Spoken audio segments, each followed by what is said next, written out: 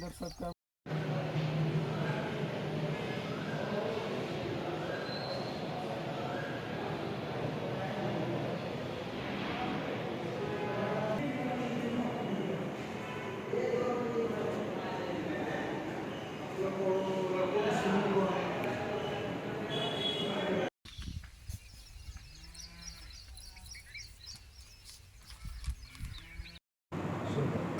मागील 13, 14 आणि 15 तारखेपासून जिल्ह्यात अवेळी पाऊस आणि वादळी वारे यामुळे फळपिके आणि भाजीपाला पिकाचं काही तालुक्यात नुकसान झाल्याचे प्रथमदर्शनी प्राथमिक अहवालात त्याच्या नुकसानीचे प्राथमिक अहवाल प्राप्त झालेले आहेत.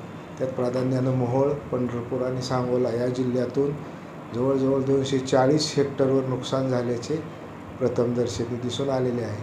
आणि त्या नुकसानीचे सविस्तर पंचनामे करण्याकरता तालुकास्तरीय समिती आणि ग्रामस्तरीय समितीला आदेशित करण्यात आलेले आहे आणि पंचनाम्याचे काम चालू आहे. पंचनाम्याचा अहवाल येताच शासनात सादर केला जाईल.